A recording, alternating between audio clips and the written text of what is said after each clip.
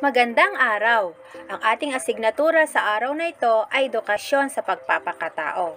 Halina at samahan akong talakayin ang tungkol sa pagpapahalaga sa katotohanan. Ako po ang Teacher Lani.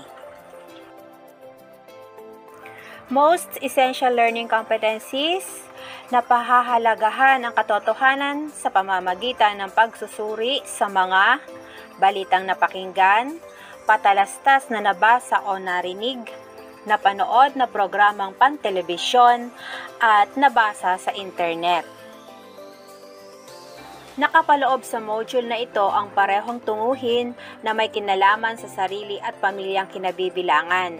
Pag-aaralan mo ang mga impormasyong hatid ng mga balita, patalastas, programa sa telebisyon at internet. Sisiyasatin mo kung tama o hindi